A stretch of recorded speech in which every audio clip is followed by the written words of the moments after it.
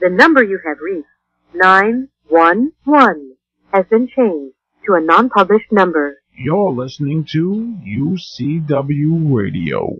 In your face. Welcome to another segment of the UCW Radio Show. This is your host, Lou, a.k.a. Falcon Coparis, and I want to thank all of our listeners for the continued support just by listening to the show. We are doing some great things at the UCW Radio Show. We're adding new content. We're adding new segments. We have a lot of great guests coming on the show, and we're fortunate for that. And we also are working on increasing the syndication, so it's going to get very interesting. We're aligned with some great projects, so this week should be an interesting week with news announcements. In just a little while, we're going to have one of the co-founders of probably the top mixed martial arts promotion in Canada today, from top quality fighters, merchandise, television, and their fan base. I mean, his group has it all covered. But before we bring our guest on, I need to say a couple things. As of a couple weeks ago, we are the official host of the Ultimate Body Radio Show, which is directly linked to the Ultimate Body reality show. That's a new reality show coming out of the mind of David Lyons. He is a great producer. He produced Hog Heaven, the reality biker show, the animated feature Creepers. He's just a great all-around guy, and he was smart. He brought in someone that was very proficient in the reality show realm, and that's producer Lauren Alvarez. And if you don't know who she is, you know some of her projects, which include The Surreal Life and The Osbournes, Meet My Folks, and so on. Now, The Ultimate Body is probably the most intense reality show that you're going to have on TV. More so than The Biggest Loser. And the reason I say this is because you have 13 men, 13 women pushing themselves beyond the brink, okay, to have that ultimate physique. And you have some really interesting people attached to the show. The guest judges include IFBB Hall of Famer Rich Gaspari, the natural Mr. Universe, Mr. America, and Mr. California, Doug Burns. He's also an amazing guy. The host of the show is going to be Bob Cicciarello. And then you have IFBB Bikini Pro, and she's a top fitness model. She's also the official spokesmodel for Gaspari Nutrition, Marcia Prince. She's also a great person. The thing is with this show, as intense as it is, I mean, if you're looking to get yourself in great shape and you're looking to be a part of something, this is probably the show for you. I mean, where else can you go live in a mansion for about 12 to 13 weeks, rent-free, get free food, vitamins, everything, personal trainer, doctor, chiropractor, the whole 9 yards. Your only mission is to get into the best bodybuilding shape that you can get into. And if you win 50 grand a piece. A guy wins it, a girl wins it, 50 grand. Also, you get a spread in Muscle Mag International, the magazine.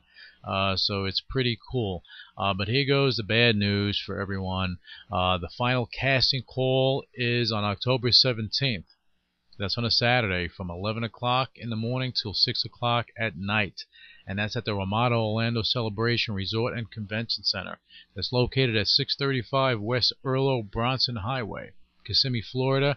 And your best bet is to go and download the application, and you can find that at www.theultimatebodytvshow.com, and you can go there and download the application, find out more about the reality show. And when I say this, and I say this being unbiased, let me just pull myself out of the picture for a second, that the Ultimate Body reality show is one of those reality shows that'll be here today, that'll be here in a year, in the next 5 years, I believe for the next decade, because it is doing some great things for people, putting them in the best shape of their lives. Okay, and they also have the opportunity to become reality show stars. Hey, it's better than being on some of these other reality shows that are out there to make you look ridiculous. At least this way you will look like a champ. Because everyone, even win, lose, or draw, you leave a champ, and that's the beauty of this show. So that's the ultimatebodytvshow.com. We are going to be hosting the Ultimate Body Radio Show, and we will let out information as time goes on. But on October 17th, you go to the show, to the final audition. And the long and short of it, you're going to see all the cast the cast members. Everyone's going to be there, the producers. And it's first come, first serve. I assume that it's going to be a ultra-packed house. And on top of that, hey, I'll be there too. So you come see me, shake my hand, and say hello. And I'd appreciate that. So the one person that comes to see me, I'll be happy. All right. Now we have to go into something else, celebrity boxing. There's a new celebrity boxing event that's going to be going on, and actually it's for a great cause. This is supporting the Now More Than Ever Fund. That's Stephen Baldwin's fund, and that's supporting our troops. And that is going to be a big event. It's really something you have to be part of. They actually put pre-media tickets on sale, and it's a great package because you're able to be a part of the after party, the event, you get VIP seating, the whole 9 yards, and it's pretty reasonable. Now the show is going to, and this is supporting our troops, as I said, it's supporting our troops, and you can find out more by going to mycelebrityboxing.com. Now the event's on Wednesday, February 3rd, 2010, and it's at the over 8,000 seat Bank Atlantic Center Arena in Sunrise, Florida. And the main event is Chris Gambino versus Stephen Baldwin. Now that's going to be interesting. So again, the website is mycelebrityboxing.com. Definitely a must-attend event for anyone that is looking to support our troops or that loves boxing. So it should be interesting. Now I want also to let our listeners know that if you want to get in touch with us, you can give us a call, leave your questions or comments. Even for our guests, if you want to do that, just go to ucwmagazine.com and you can see who we're going to have on the show. We have a little calendar there so you know who's going to be on the show. Just give us a buzz at 323-952-4369 and leave us your message, your question, whatever it is. We have really interesting guests on the show. So this is your opportunity to be a part of the UCW radio show. And something else I need to add to this, that we have opened the doors for sponsorship partnerships. So sponsors that are out there that want to sponsor the show, get involved, feel free to do so. Call us at 323-952-4369. Again, that's 323-952-4369. Or go to our website at ucwmagazine.com and align yourself with the UCW radio show. It's a great thing for you because we're continuing to grow, and it's better to get involved with us now, well, for you anyway, than if you come to us in a year's time or 6 months' time, because the dynamics will change. So you want to build that relationship with us as soon as you can. And if you're on Twitter, you can shoot me out some questions or comments while we're live. Actually, if we're live, or even if we're not live, you can shoot out your comments for our guest. If you have questions for me, you can do that as well. And if the comments or questions are interesting enough, they'll be included in the show when we have our guest on. Now, my Twitter name is Louis Velazquez. That's Louis Velazquez. So follow me and tweet away. Now, I also want to remind our listeners to keep in tune with the top mixed martial arts organization in the New England area. That's Cage Fighting Extreme, or CFX for short. It's run by, I call her the matriarch of mixed martial arts, Linda Shields. She runs a great promotion, great fighters, great people attached to it. And I'll tell you this much, each and every event they have, they overflow, which means they overpack the house. They sell out. So this is an organization you want to keep your eyes on, okay? And this is one of those MMA organizations that hold their fighters, sponsors, vendors, and especially their fans in the highest regard. Now, this is the sign. These are the signs of a great promoter. And so you want to keep on top of that. And the website is cagefx.com. Definitely keep in tune to them.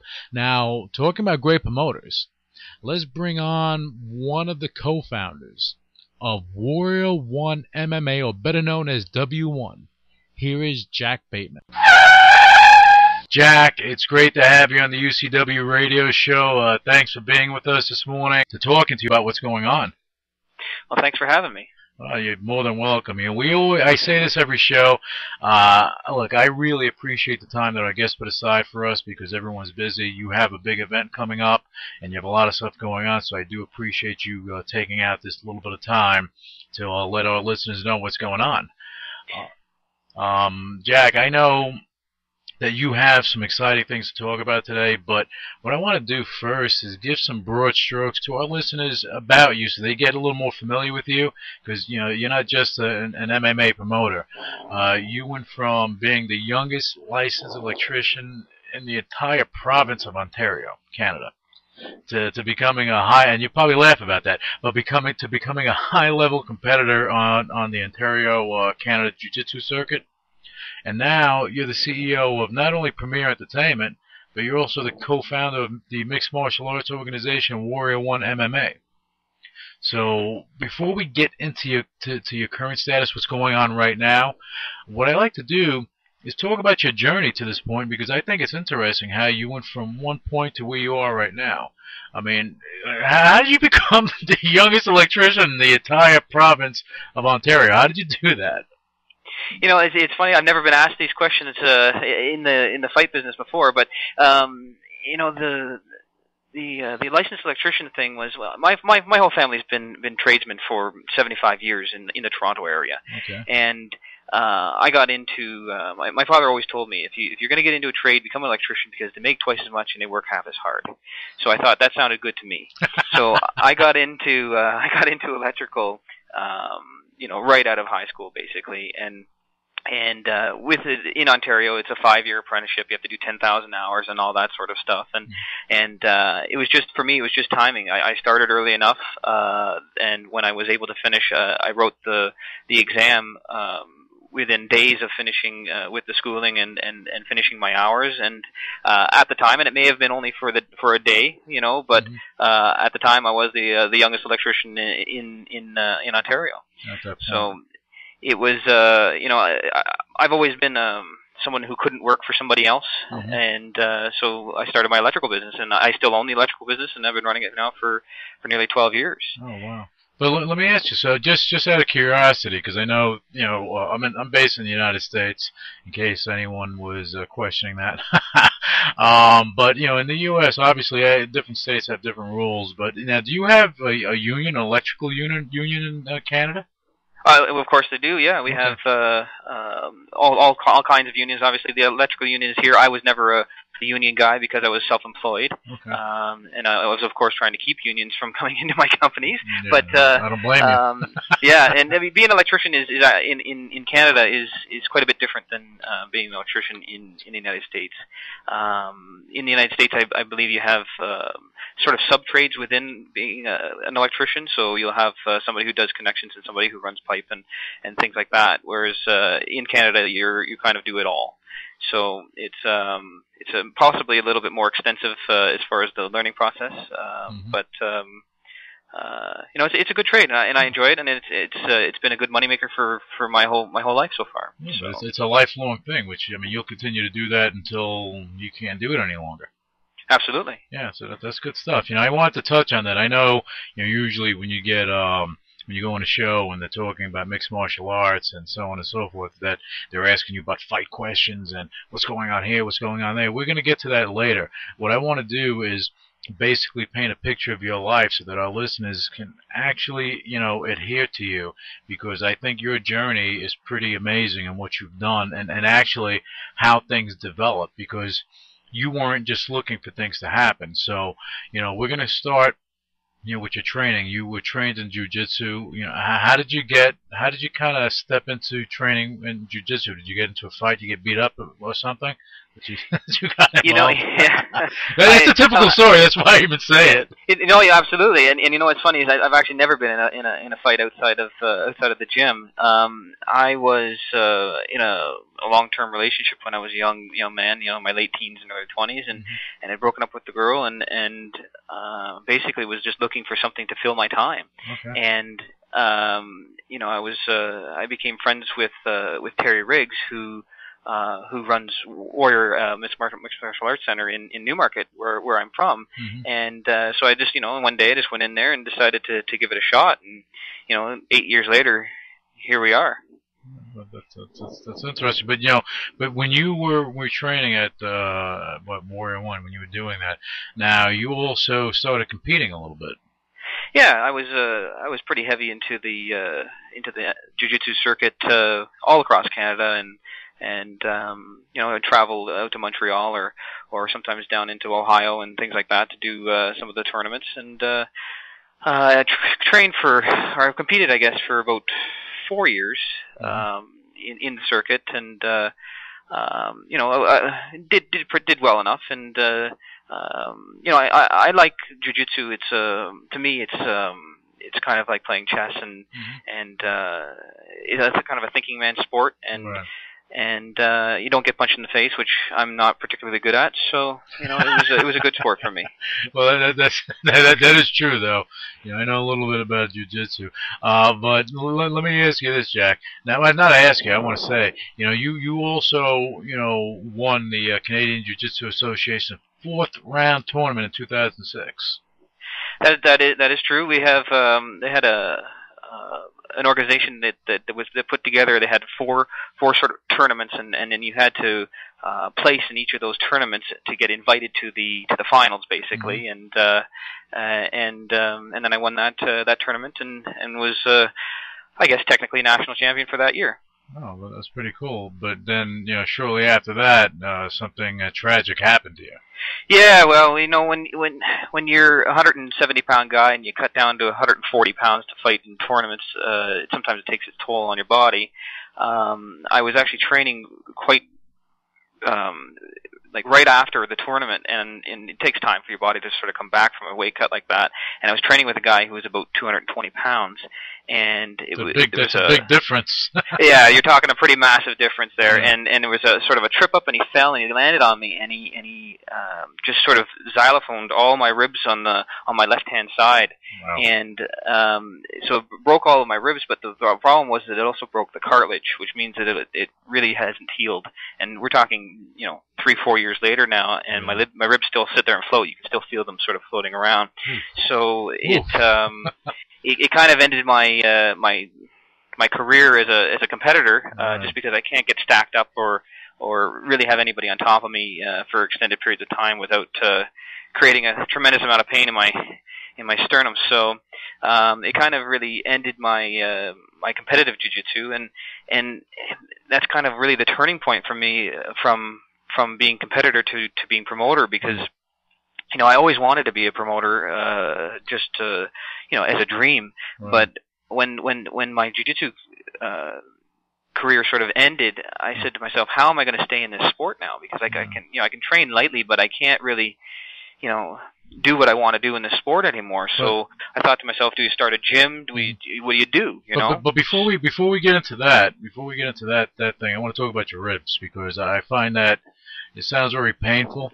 Okay, so now even because I know when you get injured, like even me, I've injured my shoulder, so it's taken me a long time to heal. We had Natural Mr. Universe Doug Burns on the show not too long ago, and he ripped something in his shoulder, and the doctor said it would take him about 5 years to heal, so it does take time. So, but now your ribs are floating around. Yeah, well, what it is that as the ribs attached to the sternum, it's all cartilage in the front edge there, and so what's happened is the ribs are actually not attached at the cartilage there, and if you actually put your hand on my sternum, you can actually feel the ribs sort of moving around and crunching around, cool. After 4 years, the nerves have sort of been burnt off, I guess, so it's not quite as painful as it used to be, but you concern yourself with if you took a blow to that area, you don't want a rib breaking off and sticking it into your lungs. So. No, that'd be a problem. Especially, fighting, any women you're with, I don't know if you're married, and if you are, well, but if you're with, you have to be careful doing that too when you're having quote unquote relations. So. That's some rough stuff that you're getting into, my friend. Yeah, I guess that's a story for another show, but that's that sounds. I've never heard of that. You know, that's wild. Yeah, it's not good when you go to the specialist and he puts his hand there and he feels it and goes, "What the hell is that?" Wow. And I don't like to hear that from specialists. So basically, the resolution for this is surgery that I can't afford to take the time to be out of work, and as an electrician, which I still do, it's I can't be working in construction with broken or without coming out of surgery or taking that time off to heal. It just can't happen. So I just have to leave it until my situation changes. Maybe Warrior One will take over and I won't have to do the electrical thing as much anymore, and then I can afford to get that done. Yeah, I mean, that's a big thing. And even when they do the surgery, you can be out for a while. Absolutely. Yeah. So, all right. I just want to touch on that because I never heard of that. And that's, actually, I'm feeling my ribs like I just don't need that problem. I have enough problems. But now you went from competing, and you at some point. You were actually, you said you had to figure out what to do because you couldn't compete anymore, and you started traveling all over the world, working with MMA guys from Pride and UFC and things of that nature. But in you doing that, we're gonna talk about that. But in you doing that, you found something really odd about the current state of MMA and some of the promoters out there. Can you tell us more about that? Because I find that interesting because that was a catalyst for you starting Warrior One. Absolutely. I traveled all around to all kinds of different organizations, both in corners of people, and so I'm really seeing sort of both sides of what goes on with these promotions, and from a fighter's perspective and from the promoter's perspective. And I'm not going to name any names, but there's so many companies out there that are just they're either run by the mob or they're affiliated. They're kind of slime bags, a lot of these guys, And I really wanted to start a company that was for the fighters, by the fighters type thing. Mm-hmm. And I think that's what we've done. Our goal was to bring a company together that the fighters could be comfortable and proud to fight for, and we're treated properly, and there's never any pay issues, and there's no we cover travel, we cover all these different things, and we just try to be sort of as businesslike as possible, and really make this a proper business as opposed to just some slime bag throwing on fights, Yeah, well, I mean, there are a lot of organizations out there that actually just put together an event to do it and to make money and then call it a day. They're not so much worried about the fighters. They're not so much worried about the fans. They just want to make sure they rake in as much money as possible and then call it a day. I don't find that that's the proper thing to do in boxing or MMA or any type of thing like that. When it comes to what's going on. Any business at all. Yeah, in any business, because what you're doing, you're kind of, you're like a shot in the dark. You're going in. It's like you're going in, taking your thing, and you're disappearing, and you're not giving any value to the fans because they're seeing it one time, and that's it, no more. That's exactly right. And it comes down to. Sometimes maybe I may not be the best promoter because I just this past week we lost one of our opponents for somebody and we were trying to replace him, and I was talking to a guy and I actually talked him out of taking the fight because I didn't feel like it was going to be good for his his position that he was looking to go into, and it's not necessarily good because now we're struggling to find opponents for these guys, but I really don't. A lot of these guys are my friends. I've known a lot of these guys for years and years, and you don't want to see these guys going in and getting hurt or making bad business decisions either. So I think that part of our why our show is so exciting is because we make sure that we really pay attention to the matchups and make sure that those are going to be really exciting matchups and that they're fair fights and that they could go either way. And you're going to see very, very little, of a fights from us where you're going to come in and say, well, that guy's definitely going to win. It just doesn't, we just don't do that. Well, no, I liked what you're saying because I like that you brought that up because basically what you're doing, and I just want to let our listeners know, what you're doing is you like Warrior One, it's a business. But what you're doing, you're bringing the fighters in, and you're treating them with the respect they deserve, but you're also putting them in a position of saying, okay, yeah, Joe Fighter 1, Joe Fighter 2, you guys are fighters for Warrior One, but at the same time, we want to make sure that we're doing the right thing by you, so that you're marketable. So if you wanted to go and fight somewhere else, that you're keeping your keeping your reputation on a higher plane, as opposed to going out there and just fighting for the money. And that's a big difference when you go out there and you're just like a hired gun to go and go out there and fight anywhere. Because if you look at UFC, one thing that the UFC has done, which I like, what they've done as of late, what Dana White did, is that he actually has the Ultimate Fighter TV show, and the only way you can get into UFC is going through that channel.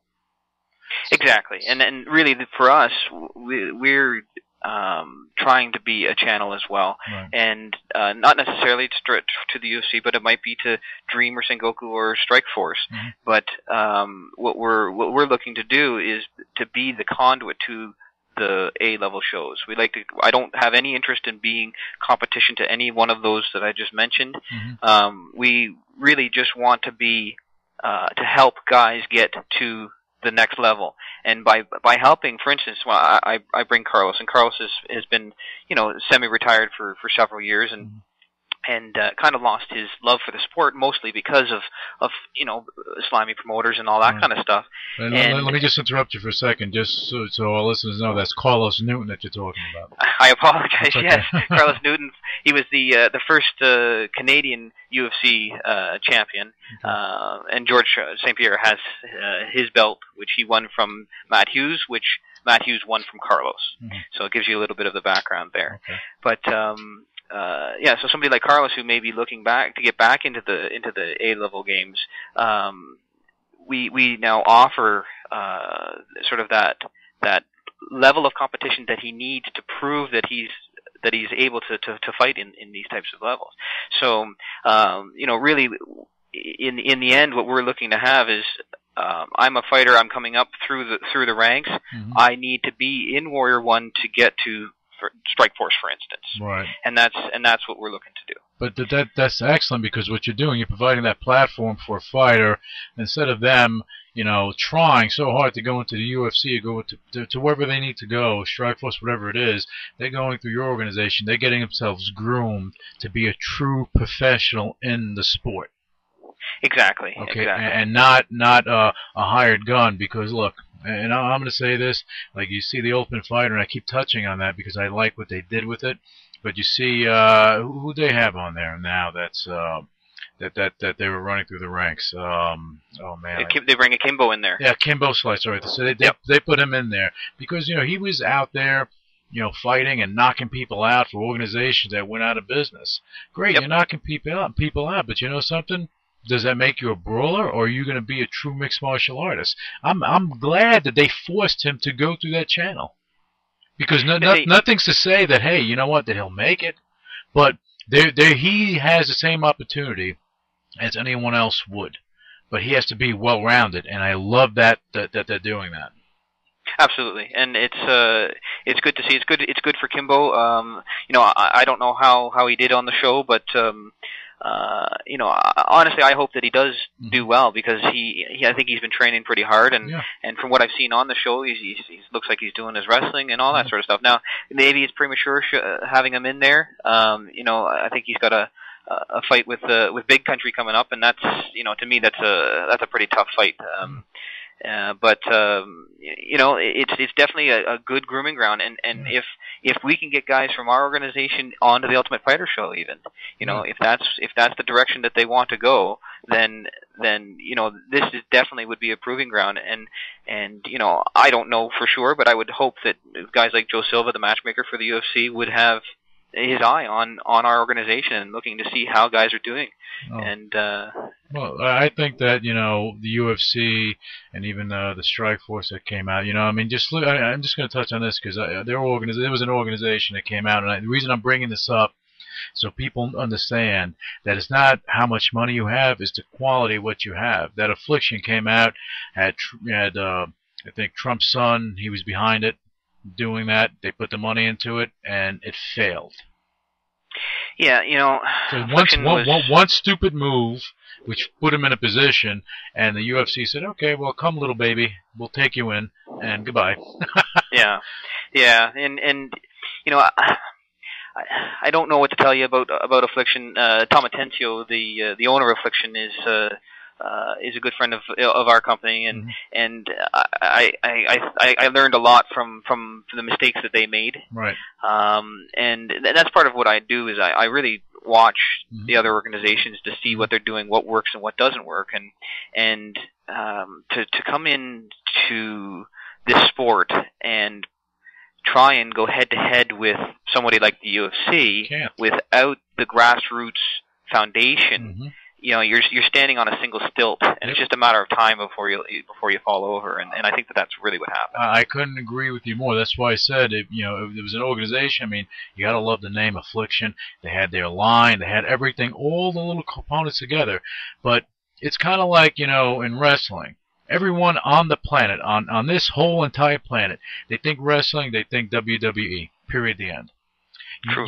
I mean, there were a couple of times we had organizations that tried to go head to head, and you know what happened? Whoop! They went out. They got gobbled up by the WWE because they are the creme de la creme in professional wrestling. And mixed martial arts, this is the way it is. Dana White, he went through a lot of stuff over the past 10 years with the organization to build it up. To where he is. So he deserves everything he's getting. He deserves all the credit. He deserves even all the props that I give him, because he's done 100%. Something. He's done something for the fighters. He took them out of fighting in backyards and in basements to taking them to Hollywood for all intents and purposes, because he created $1 billion industry. With the organization, he opened up those doors. He was they created the sport. Absolutely, they created the sport. Yep.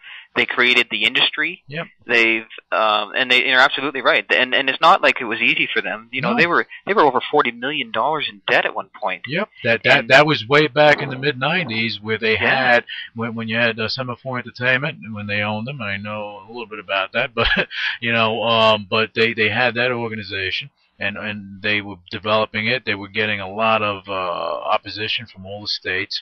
But what that did, and granted they had to go through the struggle, but they needed that struggle, because all the oppositions from the states in the United States, they had to change how the fight went. So every time something happened, they had to tweak this, change that, change the rules, do this, and something, it made it a better sport. No question at all. It used to, back in the early '90s, it was I couldn't watch it. It was gross. No, you knock somebody's teeth out and you keep going. Hit them, groin shots and all that stuff. It was terrible. And with all the pressures from the senators and all those people that were trying to get rid of this sport, it really forced it to turn into the sport that you see today, and I love the sport that it is today. I think it's fantastic, and I think some of the hardcore guys from back in the day don't like where it is today. But if it hadn't gone this direction, there's just no way that I'd be sitting here talking to you on the radio today. No, not at all. And it evolved. That's the key word. There was an evolution process. Because if you look, and I keep touching on pro wrestling, because they went along the same lines. Way back when the Bruno Sammartino days, you had all these guys wrestling with the cauliflower ears. Even though everything is a stage, they were doing a lot of shoot fighting, and people were actually, a lot of things were happening physically. You were getting your ears ripped off. Things happened. But then it evolved to what it is today. Sports entertainment, period, the end. That's what they're doing. Okay. And $1 billion industry. And $1 billion industry. So now you take the WWE, billion Vince McMahon, a lot of people have a lot of things to say about him. I've had nothing but nice things to say about him, only due to the fact that he is probably one of the hardest working men in sports entertainment. Beyond the wrestlers. Absolutely. And I think that you're going to look at Dana White in the same light. No doubt. I was just going to say that he's probably the hardest working man in MMA for everything that he's done with him and his team. And he wasn't a solo act. It was him and his team. But he developed something fantastic. And it actually, as you said, it opened up doors for Warrior One, and as well as other organizations. There's an organization in Massachusetts, and believe it or not, is run by a woman. Linda Shields. She's doing a fantastic job with KJFX over there, and that is along the lines of Warrior One. It's very interesting, but the UFC actually opened up the doors for certain organizations to open up and flourish, and it's okay to be a feeder organization for the UFC. There's nothing wrong with that. Absolutely, and really, the UFC will really needs a company that's like mine, because if you don't have companies like mine, then they don't have any fights when they get to the UFC. Right. So it's this is we are the foundation that the UFC is built on, even though it was built from the top down. Yeah. So. Yeah, it's definitely a strange business, and I don't necessarily agree with everything that the UFC does, but everything that they do is scrutinized, so it's difficult to be right all of the time. I'm sure there's things that I've done that that get passed by the wayside that no one even notices. But if I was the UFC, that would be headline news. No doubt about it. But when you're the front man or the front organization in an industry, you will be criticized, scrutinized, and everybody will look at you crooked because you're in the spotlight. But you know something? At the end of the day, UFC, what have they done? They've created such a marketing machine. And Dana White, he was on CNBC not too long ago talking about the UFC gyms they're going to start launching, and that's going to be throughout the world. They're going to have gyms where you work out and you're doing mixed martial arts and all that other stuff. So it becomes very interesting because he created a vehicle that can also give the fighters, he has given the fighters an opportunity to create a business within his business. Exactly, yeah, and it's and they're doing more things than just the gym. For instance, I live here in Toronto, which is in Ontario in Canada, and MMA is illegal in Ontario, just like it is in New York State. Yes, and the UFC has been lobbying the government here, has spent millions of dollars, and I'm not on the inside, so I don't know for sure, but I understand that they're getting very close to opening it up here in Toronto and in Ontario. Yeah. Like for a guy like me, I have to travel 5 hours to Ottawa from Toronto to run a show because the Quebec border is right there, and we'd actually run out of Ottawa and then jump the Quebec border and run the show on the other side.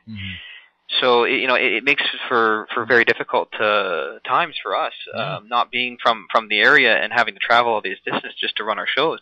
So when they spend all of this money to bring this to Ontario, and in Dana's own words, he thinks that this could be the second or third largest market in the whole of North America. No doubt about it. And I'm going to interrupt you there for a second because he is absolutely correct about that. Canada's a big place, and when you think Canada and you think you have hockey, you have a lot of physical things. You had Stu Hart, who had when he was alive, he had the dungeon over there. His family, his sons deal with that now. But you have a lot of hardcore fans in Canada that adhere to their teams, whether it be hockey or whatever it may be. They adhere to their teams. So if you have mixed martial arts over there, they're going to adhere to the organization. That's what the UFC wants. And that's absolutely. They're definitely loyal to the organizations like that, and Ontario, Quebec, and maybe Toronto specifically, it's just such a hot spot for MMA. There's for a province that has that the sport is illegal, there's got to be 100 gyms just in the Toronto area. Yeah. And we're producing just tremendous talent. And right now, and this is the problem, is that right now, when you look at the UFC and you look at the fighters who are in the UFC, they all come from Quebec because it's legal in Quebec. Your Georges St. Pierre's, your Patrick Cotes, your Jonathan Goulets, all these different guys. David Loiseau, all those guys. So it's they're all from Quebec, and it's because it's legal there. So when you open up Ontario, you wait to see the influx of fighters that are able to fight day to day or weekend to weekend. And build themselves here in Ontario. You're going to see a huge influx of English-speaking Canadian fighters in the UFC. No, I believe that totally. And the thing is, too, I think what was going on in Ontario is like in New York, where you can't. It's illegal to have those type of events over here. But I think that the UFC, without them, there would be no MMA anywhere. I remember in the 90s. They were trying to bring MMA from Thailand, but it was like no holds barred fighting. That's what they called it back then. Okay, Sure. and they tried to bring it from Thailand into the United States into Florida, and they got hit with a lot of opposition. There was nowhere to have the event, and it never happened. But the UFC paves the way, and they're doing that. Yeah, let them go lobby. Let them do what they have to do. It's just a matter of time before they legalize it in New York.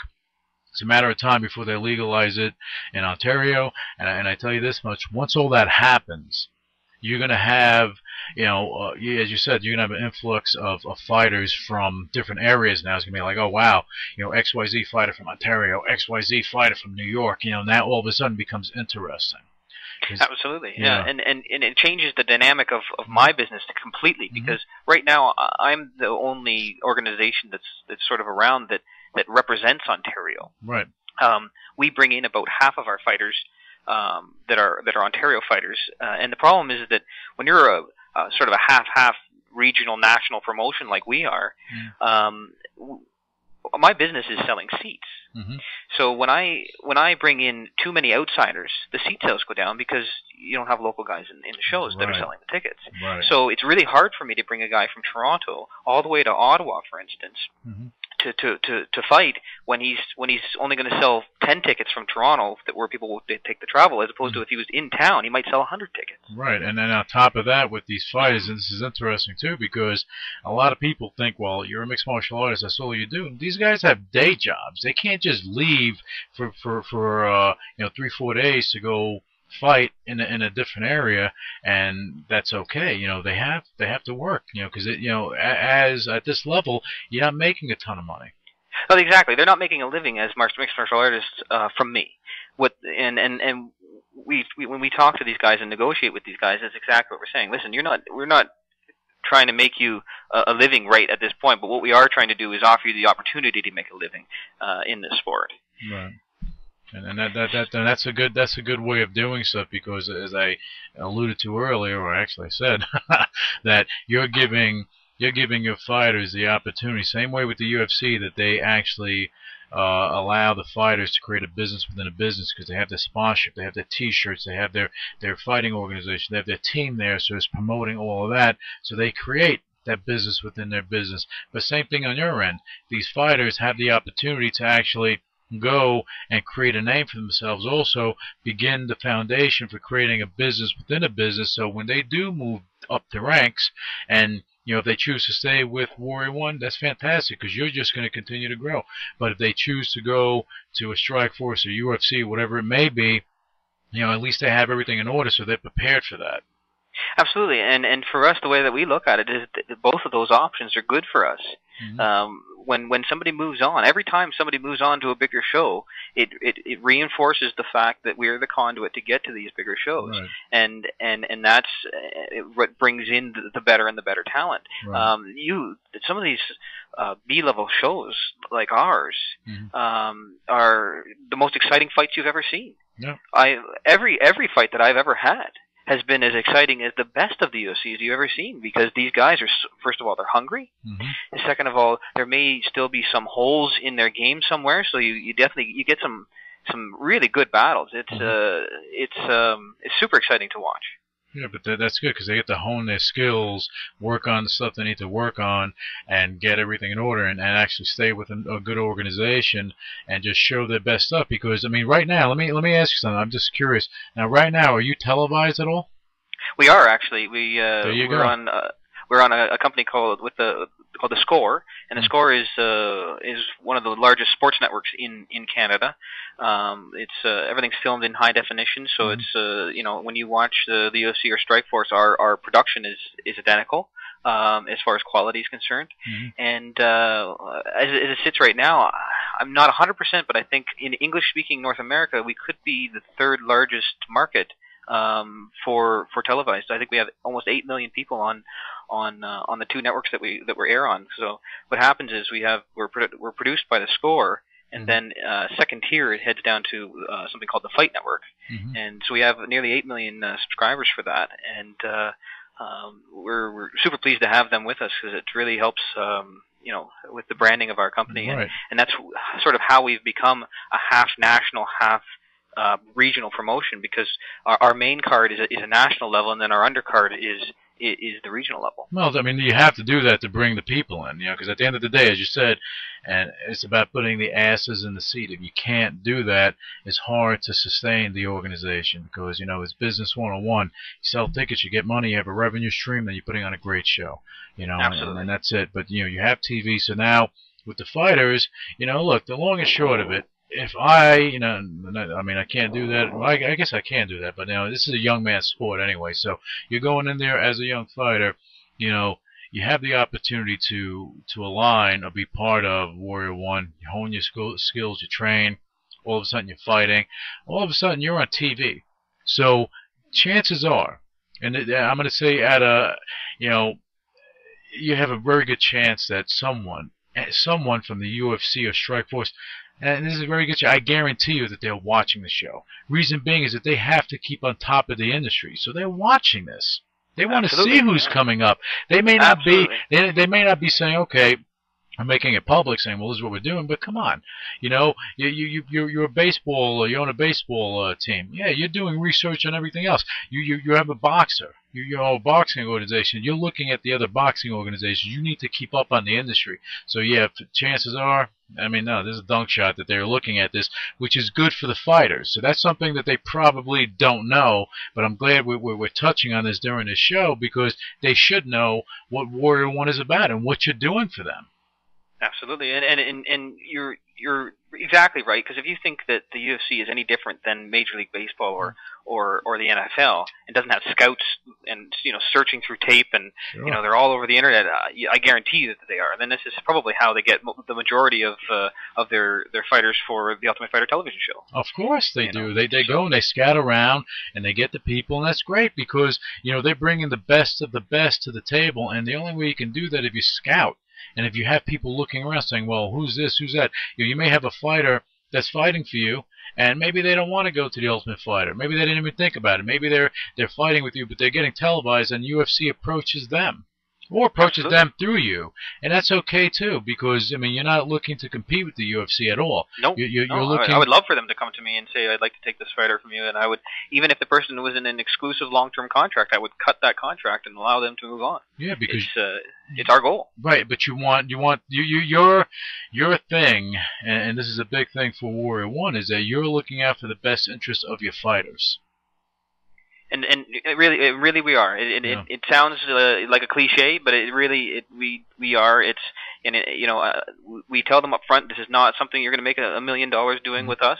But what we are going to do is we're going to promote you the best that we can. We're going to get you on television. We're going to get you the fights that you need to win. Mm-hmm. And I'm not going to help them win that fight. But if you continue to win and we put these fights together, I guarantee you will get picked up by somebody. If you do your job in the ring, we'll do our job outside of the ring. Well, Jack, I'm going to tell you something just in case, people out there actually, if they had any doubt in their mind that, Warrior One is a top tier organization. What I mean by top tier is that you guys do the right things all around, and I see that. And if they had any doubt, they should just look at this show, because we only bring decent people, good people on the show. We only bring people that we feel that are doing the right thing in general and have an inspiring story. That's why you're on this show. Well, I appreciate that. It's not just about, well, you're promoting an MMA show, let's bring you on. No. You will find a limited amount of people. Maybe you're one of two organizations that we've had on the show. The only other organization that we may have, if ever it happens, would be the UFC. But beyond that, we're not interested in just bringing people on the show to promote themselves. That's not what it's about. I want people to understand the story here, because I want the fighters, your fighters, I want the listeners, your fans, people that are following Warrior One, say, hey, you know what? They are doing the best they can do. They are doing the best they can do for the fighters. They're doing the best that they can do for the industry. And I know I'm talking a little bit too much, but I need to say this stuff. We had Phil Morris. I don't know if you're familiar with him. He was on Smallville and on Seinfeld. Okay, and he said something about acting, and I'm going to put that on the MMA world for you, that he says in acting, he says, I hold myself personally with the highest integrity. So my integrity is what I'm about. Without that, you don't have anything. And I hold my industry in the highest regards. Now with you, your integrity is high. You hold the industry in a high regard. That forces you to do the best you can for not only yourself, but for the fighters and the industry as a whole. That's what I want to say to you. Well, I appreciate it, and that's exactly our sentiment. That's exactly what we're doing, and what I expect of myself. Right. I want to build the sport of MMA. I want to, it comes right down to there's one other organization that's of a similar size to ours, and it's in Montreal. It's about 3 hours from where we run, and they came in after our existence, and the day that I heard that they were running the show, I found out who was running that show. I emailed them up and I said, listen, if there's anything I can do to help you, I would like to keep our relationship in friendly terms and helpful terms, as opposed to what you're going to see. There's so much politics in MMA, oh, yeah. and I don't want us to be battling each other all the time. It's good for no one. Mm-hmm. And our relationship now has been quite good over the past year. Okay, and we share fighters if we have to, and good. just everything. And I help promote his shows through our means, through Facebook or through our mailing lists and all that sort of stuff, and he does the same, vice versa. And because we're different markets, it doesn't affect either of us negatively in any way to help each other. Right, but nothing prevents you guys, as things move on, from maybe at some point, you never know what road it's going to take you for both of you. Exactly. As the Toronto market and Ontario and all that, the whole market opens up, and I have a feeling that within the next 6 to 12 months, all that stuff's going to open up. That's our feeling as well, and really we came into existence with the intention of building ourselves in the Quebec market, and as a proving grounds and as a test for ourselves to make sure that when the Ontario market does open up, that we're the man. Right. And that's really what our goal is when the Ontario market opens up, we have investors lined up, set up, ready to go. As soon as that market opens up, we're gonna go at that full force and really hopefully be the Ontario promotion. Right. And when the UFC comes to Toronto, we'll bow our heads and say thank you for coming to town, and when they leave, we'll hold on to their coattails and make the most of it. So yeah, but that's what you need to do, and that's smart, because you're not going in with your chest puffed out saying, well, you're coming into my area. No, UFC, they have full reign. They go anywhere they want to go. Actually, you want them to go there. I want them to be in Toronto. They bring the amount of media extension that they bring to the sport is outrageous. Yep, and that's fantastic. That's why when they come to New York, it's going to be the same thing. And I know, like in New York, there are organizations that are trying to line up to come here to do stuff or trying to build up.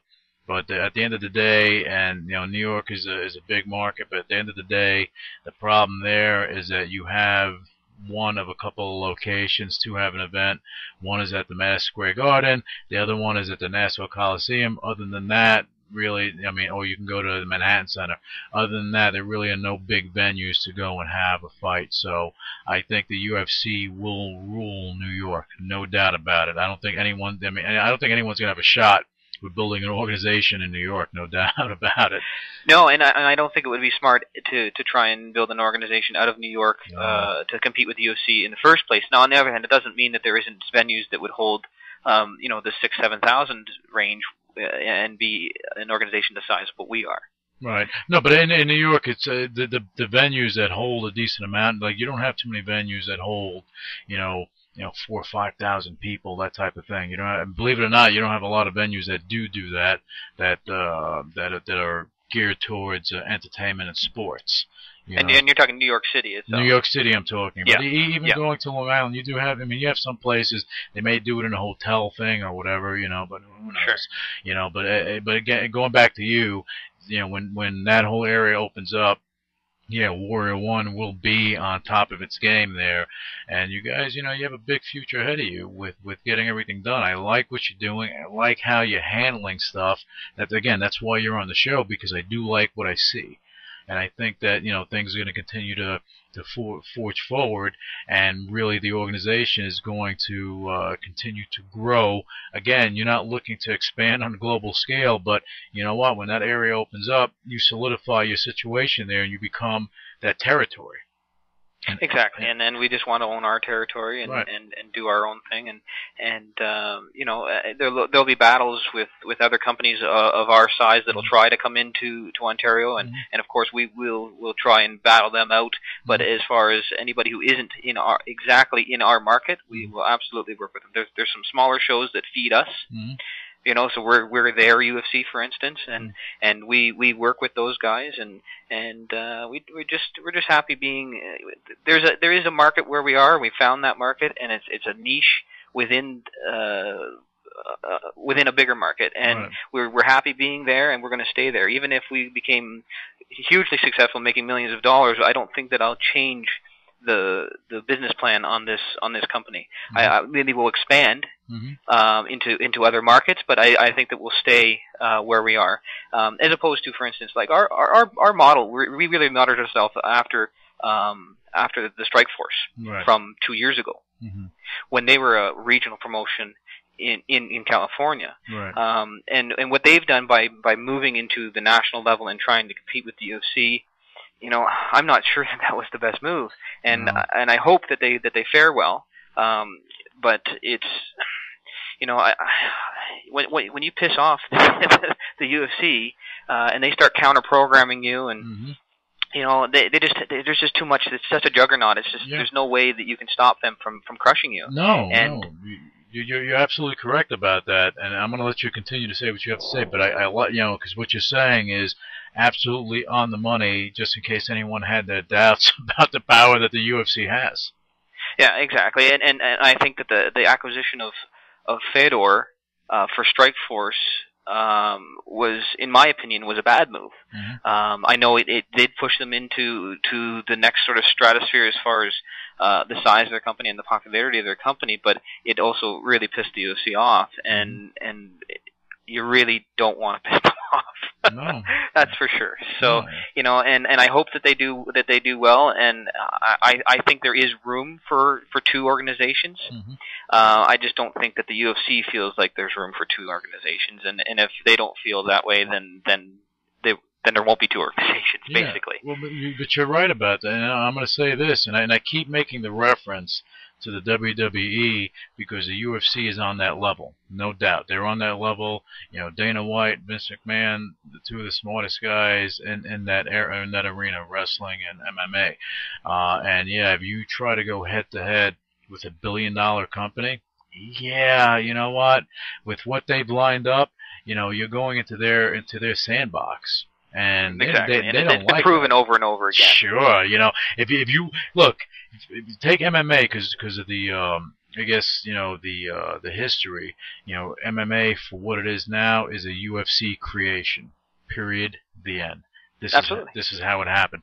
Now, and I keep making reference to this, but WWE, way back when, there were territories throughout the United States. They went and gobbled everybody up, became a national organization. Every organization that tried to go national, to go head-to-head with them, they got gobbled up and they got thrown out of business. No amount of money behind them. Even Ted Turner was behind WCW, and that organization fell. Now with UFC, look what happened. Look what happened with Affliction. A mistake, a stupid mistake, and I'm saying it, a stupid mistake on their end by putting them, in a corner. The UFC said, okay, well, you know what? Now you have a choice. Either you go and you get sued for $1 trillion, or you let us buy you out and then you walk away. And that's what happened. Strikeforce, again. Were they better as a regional? Yeah, probably. I mean, I wouldn't unless you have, I'm going to say, probably in the vicinity of 100 million or so behind you. Going head to head with the UFC is not the smartest thing in the world. You may think, hey, you know what? I'm going to do it because we can do it. We have a great organization, but as you said, counter programming, things like that, marketing 101. If you can't get people there to watch you and put the asses in the seat, chances of you surviving are slim to none because you're not going to get the sponsorship dollars that are going to back you up. Exactly, and the money that you have to put out in fighter salaries, just and this is what happened. I believe with Affliction is you're paying a guy like Fedor, and they were paying ridiculous money. They were paying millions of dollars to Fedor. They paid Orlovsky $1.5 million. They paid Ben Rothwell, I think they paid him $500,000. You know, when these guys would be making in the UFC even, they would be making $100,000 or $200,000 at the most. And to be paying guys millions of dollars, I think that their purse was up near $4 million. And if you're not putting 20,000 people in a stadium, you're not going to cover that for seats. And if you don't have millions of dollars in advertising, the numbers just don't line up. Right. You know, and you can't force it. It's not, you know, I really found this out. In this sport, it's not if you build it, they will come. It just doesn't work that way. Nope. You know, you can put I could bring Fedor in. And into the Bell Center and 21,000 people in Montreal, and I don't even think I could make money. No, you would lose. You would lose your shirt on that deal because you know something. If anything that Vince McMahon of the WWE taught me, what he taught me is that it's not the wrestler. And the same thing with Dana White. It's not the mixed martial artist or the wrestler that makes the organization. It's the organization that makes you who you are.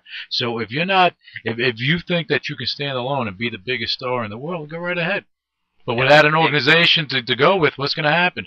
Hey, give it a couple of years. You know what? You're going to be the guy that says, oh, yeah, he used to be. As opposed to, yeah, he is. You know, so that's a big thing there. That's why, you know, that whole thing with going head to head with UFC, I think is a big mistake, and I think what you're doing is on the money. It's going to give you longevity. It's great for your fighters. You're putting on a quality show. You have TV. You have all this stuff going on, Jack. And you know the bottom line is you and Ian, you guys, you know, put this together. Yeah, and it's Ian. You know, it's a funny story. I'll give you a little bit of background on the whole thing. Ian and I were actually working for another organization. And I'm going to interrupt you one time, but that's Ian Brewster, just for our listeners to be aware. Yeah, Ian Brewster is my chief operations officer, and he's a brilliant man. He's a PhD in physics, and he's in MMA. It's hilarious. He's almost a genius, and for him to be in this sport is just so not expected. Right. But he loves the sport and loves to help out. And just to give you an idea of how the whole W1 sort of started, W1 we call Warrior 1 W1 for short term. We were both working with another organization, and we were kind of getting dicked around by these guys. And it was only by chance we were sitting at a boxing fight, and we sat down side by side and we were talking, and we both realized at that point that we were getting sort of really not treated properly with these guys. And I said to him, well, if that's the case, then why don't we just go out and start our own, you know? Right. So, and that's exactly what we did. And he's been there since day one, and it's been a hard road, you know. This I had investors line up to start the first show. About a month before the first show, the investors pull out. Problem is, I've already booked fighters, I've already booked venues, I've already done everything. Yeah. I went and mortgaged my house to put the first show on. I've put everything into this. I'm completely leveraged in this company, and that's why I work so hard to make sure that it works. Right. But you know what? And a lot of people don't hear that. They don't hear that end of it. They only see the end result. They see what you have on TV. They don't hear about you mortgaging your house to keep the show going.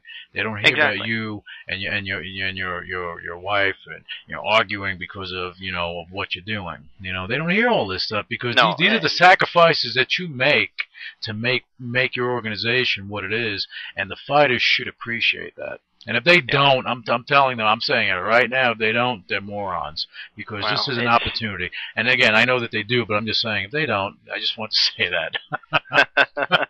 and it's it was a huge risk for me, but it was a dream of mine, and worth taking. And it's I'm still young. I'm only 30, and I don't have kids, and I figured, what, if it completely fails and I lose everything, well, I still have a good electrical business, and I can fall back on that, and I can make my money back in a few years, and it just puts me a few years behind. But you can't become somebody if you don't try. Right. And that's just basically what I've done. Is I'm just trying to change my lifestyle. Mm-hmm. I like the lifestyle of a mixed martial arts promoter. Mm-hmm. As opposed to crawling around in a 100-degree attic, Mm-hmm. putting in pot lights. Yeah. Sitting at a computer and doing phone interviews is a lot more fun. Yeah, but I also know something, Jack, that even if Warrior One is see, and this is what people need to understand, that you have TV, you have all this stuff, so you're there. That once the Ontario market opens, then it's like it's game on at that point. Yeah, it's absolutely. Game on in so many different ways. But I know, look, knowing the type of person you are, you're not going to give up the electrical thing. You probably still have that going on. I certainly do, and I've always got a plan B. You can't let plan B go, because I've got the thing about the MMA business and the MMA world is that anything can happen at any time, mm-hmm. and this it's possible that this thing could go tits up for 1,000 different reasons, mm-hmm. and you need to be sure that you haven't put all your eggs in that basket. Sure. And we don't intend that to happen, but it's happened to the IFL, it's happened to Elite XC, it's happened to Affliction all in the last 2 years, and I can name 5 other organizations in Canada that mm-hmm. have gone down in similar fashions, organizations that were trying to be what we are. Yeah, but you know something, and I'm going to correct you on that, because those Elite XC and all that other stuff, they weren't trying to do what you're doing. What they were trying to do is become competition for the UFC. That is the mistake. Absolutely, and I've learned from those mistakes. Absolutely, yeah. And it's definitely tough, and I think that there really isn't anybody in my market that is a show of our size. I think what you're looking at for our competition, maybe in the States, and they run a lot more shows than we do, and they have a lot more money, but the very similar size would be Bellator. Mm-hmm. And doing, I think, a very similar thing where they're they've got their own niche market where they're not looking to become mm-hmm. What Elite XC was or what Affliction was. They're just looking to do what they're doing, which is running shows at the same kind of level that we are. Yeah, keep a nice friendly relationship with the UFC, not crossing them, and doing what you need to do. And there's no shame in doing that, because this is not about puffing your chest out. It's business. No, exactly. You can't have $1 million computer manufacturing company and then say, okay, well, I'm going to go head to head with Microsoft today. It's not going to happen. It's not going to happen. Exactly. You build up over a number of years, and you build up to what you need to build up to, no doubt about it, and it'll go where it's going to go, but you can't come out the box and say, okay, even if you have your regional organization for a while, say, okay, you know what, now we're going to go national. But you still have the same budget as a regional organization. You can't do it. It's not going to work. It's just not possible. And really what it comes down to is your ego will kill you. Oh, yeah. And it's there's just no. Welcome to an ego-driven arena. It's an industry. The industry is definitely ego-driven, and it's a killer. And people see us for one day. We put a show on every 3 months, mm-hmm. and for one day they see us, this glamorous thing. You're on TV. You're in your tuxedo. Boy, it must be nice to be you. Mm-hmm. But they really don't see all the behind the scenes that really just isn't glamorous. Me sitting at a desk in front of a computer for 10 hours a day for 3 months. It just doesn't seem too glamorous. So there's a lot of hardship involved, but you know what? At the end of the day, you're creating something for the fans. You're creating a situation for the fighters to show their stuff to fans, to get a great product, and you're building an organization that I know is going to be here for some time. Now, Jack, you have. We talked a lot about the industry. We talked a lot about Warrior One. Now I know that your next event is a biggie, and that's happening on October 10th, which is not this Saturday, next Saturday. That's correct. Okay, yeah. and it's a big event. Why don't you tell us about that? Because I want our listeners to, and all the fans of Warrior One, to hear about what's going on. We are, again, like you said, October the 10th, we're running our third installment for 2009, and we're putting together our main card that we put together is easily the biggest card in Canadian history outside of the UFC coming to town. And I'm super excited about our main event, which is former UFC World Champion Carlos Newton is taking on Mr. International Shoney Carter. And for those of you who don't know who Shoney is, he was a 6-time UFC veteran. He's a WEC champion. He's the King of the Cage champion. And he was also on season 4 of The Ultimate Fighter. And he's got about 75 fights, I think, right now, and is really looking forward to this fight because it's really a fight that should have happened in the UFC 5 years ago when they were both there, and it just for whatever reason never sort of materialized. Right. And both of these guys are really chomping at the bit to get at each other, so I'm really excited about it. Yeah, but that's going to be a good main event. You know, it's going to knock the socks off your fans. I'll tell you that much, and that's going to boost up the ratings of your show as well. Absolutely, and this is bringing in fights of that sort of level is what sort of makes us that half regional national promotion, because anybody could sit there now and watch on television and know those two fighters and relate to those two fighters. But that also helps your the rest of your card, get recognition out there as well. Who else you have? What are the matches you have? Yeah, so we have Remy Morvin, who is actually out of Ottawa, is 6-0 right now, and is fighting Adrian Woolley for our bantamweight title. Okay. And these two guys are Adrian Woolley used to be the TKO champion, and now TKO was a huge organization out of Montreal that actually went defunct in the past 12 months. And these two guys are, in my opinion, by far the best two 135ers in Canada. And once this fight is done, we'll know who the best one is.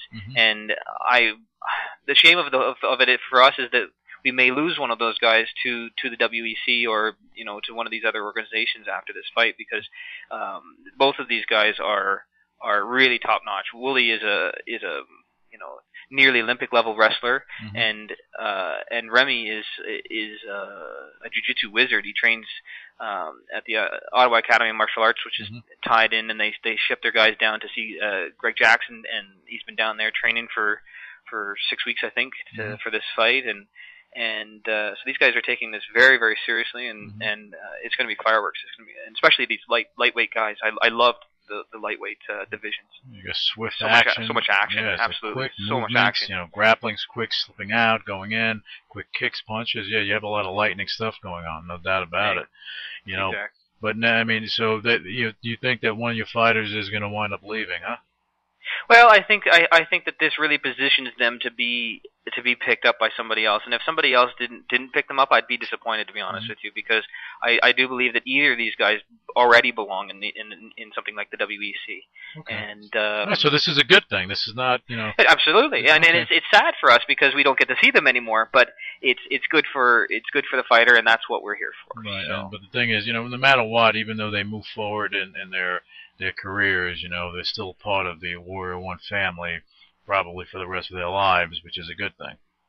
And we hope that they have that type of loyalty, and something that we haven't talked about is, for instance, when we ship a guy off and he heads to the UFC, your lifespan in the UFC, unless you're the top dog, is quite short. It's only a couple of years. Right. So for us, if we were able to send a guy to the UFC, build him up, get him into the UFC, he becomes quite popular, and then for whatever reason he leaves the UFC, well, then we hope that they come back to us, Right. and then we can use, you know, what the UFC has built, which we built for them, they build back for us, and then we use those guys. But that's the name of you know, the game. it's a vicious circle. Yeah, it's a vicious circle. Yeah, So. but that's the name of the game, because if you're, you know, they build up, you let them go, and it's like letting the bird out. You know, hey, you let them free. If they come back, they come back. Exactly. But you know, they're all these fighters are given an opportunity to be showcased, and I would hope, and it would be, you know, I think it would be very disrespectful. I think it would actually suck if they didn't hold your organization in the highest regard with the way you treat them. And I'm saying that, yes, I'm saying that on my show, because I do understand that, you know, in mixed martial arts, when you have a lot of promoters out there, or some promoters, I don't know what promoters there are, but, you know, we only have a select few promoters that we bring on the show, and you're one of them, Jack. But you have a lot of promoters out there that don't do the right thing for the fighters. Now, if they're not doing the right thing for the fighters, and the fighter aligns with Warrior One, and they don't think you're doing the right thing, you know, it's like, you don't like it here, go see if the grass is greener. All that's going to happen, you may find grass that's brown. Okay, you know, that's exactly right. And you know, we try to do right by everybody, and it's not going to always be the case in the future that we're going to do right by everybody. But it's our intention in the first place was definitely going to be good. So that's good. So what other matches do you have going on that should be highlighted? Yeah, so we have our superstar for heavyweight. He's actually a French Canadian. He fights out of Montreal. His name is Jose Bruno, and this guy is one of my favorite fighters that I have in the organization, because he's so marketable. I like to call him my Canadian Czech Congo. He looks identical to him, and he's so intense in the ring, and he's such a good striker. He's fought for us twice already, and in both shows finished in the very first round with massive knockouts against really solid opponents. The last fight that he had fought another Canadian organization's champion and knocked him out in 2 minutes of the first round. Right. And so we're really excited to have him on the card, and he's really starting to draw a lot. And once people start to see him on television, he's going to really make a name for himself. So we're really excited about that. And we've got and he's your heavyweight champion now? No, he's not our champion, but we don't have a heavyweight champion yet. We're working towards that in 2010. Okay. But at some point, I'm pretty confident that he has the abilities to get to that championship level and win that title. Well, you know, if he does that, you know, he makes history. Absolutely, absolutely. I mean, you can only be the first one time. It's like exactly right. You can only, you know, like a woman, you know, when you're a guy, you know, when you have relations for the first time, that's one time. You can only do that once. That's it. Okay, you know, you pop your cherry one time, you become the champion one time. People, if Warrior One's around for the next 50 years, you know, they'll say, well, who's the first champion? That's right. Who's the 10th champion? I don't know, but I know who the first one is. So it's historic. It's a historic thing for the person that does claim that title. Absolutely. Yeah. And we've got a ton of other guys. We got a guy, Sean Pearson. You guys may not know who he is, but he's tearing up the Canadian mixed martial arts scene. He's won his last 3 fights by TKO. He's one of the best wrestlers that the country has, and again, another guy that I think I might get a fight or two out of, and probably get picked up by one of these organizations, and really should be, because to be honest with you, I'm having a hard time finding guys that want to fight them in Canada. We're actually flying guys in from the States to fight them, because we just don't have anybody. Everybody knows who he is and won't touch him. Wow. And it gets expensive for us, but you do what you got to do to make sure that these guys continue to build their name and do well. No, but see that's another example of what you do for your fighters. You know when you have your matchmaker trying to put together a match and he can't get a match for your fighter, he has to go outside of your comfort zone to go bring someone in, so at least that fighter has a match, because people want to see him fight. Exactly right, and a guy like Sean has to be on my card. It's just no question. I'll fly the guy in from wherever. Mm-hmm. It's very important to me that he is on that card because again he needs to get a certain amount of fights in this year to keep sort of the ball rolling. These guys, they train and they have sort of their cycles that they go through as far as training and fighting, and I don't want to interrupt that. So we'll bend over backwards to get him a match, and we have. I think that's great. I think that's great because again, it just shows what you're doing for your fighters. Now, do you have any other highlighted fights that are happening on the 10th? Absolutely. This we have a lightweight fight, or I guess this is a featherweight fight at 145 pounds. Now this is a fight that's a little bit closer to my heart than maybe some of the others because both of these fighters we've built from zero. Right. They had their very first fights with us, and now they're up to their title shot, and it's just been fantastic to see the growth of both of these guys over the past couple of years, and I'm talking about Tom Waters versus Mike Hong, and they're actually their third from the top on the card, and these are a guy like, for instance, let's talk about Tom for a second. Here's a guy who was an excellent amateur fighter. I saw him fight in Chicago several times. He was the King of the Ring champion for amateur in Chicago at 155 pounds. And when I brought him in, originally we brought him in at 155 pounds to Warrior One, and he destroyed his opponent. And I looked at him, I said, I think you can make 145 pounds. And he looked at me and he says, oh, there's no way. I walk around at 175 pounds. And I said, no, I think you can do it. And here he is, in June, comes back at 145 pounds, makes weight. The guy's massive for 145 pounds. And he's really changed, his training. He's got personal trainers now. He's really turned himself into a professional. And the amount of growth that I've seen in him in the last 8 or 9 months is astonishing. And that's a name that nobody's going to know, and I'm willing to put donuts to dollars that eventually you will know who he is at 145 pounds. Yeah, but that's great because you gave him the opportunity to groom as a professional. So I think someone like that will at some point get the attention of a UFC or a WEC. It's going to happen. Absolutely, and we did everything in our power with our fighters. We have personal trainers, and when a fighter comes to me and says that he's looking to change and looking to become better, we actually set them up. I don't pay for it, but we do set them up with these guys and make sure that they get the right trainers and to better everyone. And the advantages to having strength trainers is so apparent to me now. And I've been in this sport for 8 years, and only in the last couple I've really realized the difference that these guys can make. And it's tremendous. And I think that this Mike Hong Tom Waters fight will really go down. It'll go down in history because there'll be one of these two guys will be the lightweight champion and or the featherweight champion, and I really do think again we'll move on at some point and make a name for themselves. I think it's going to happen sooner than later because you're giving them the platform to do that. And you have some great matches there, Jack, and I know that the 10th of October is going to be a banner show for you guys, no doubt about it. You're making history with the dream UFC type of match, a matchup that you have in your highlight match with your guys Shoney Carter and Carlos Newton. That right there is going to be interesting.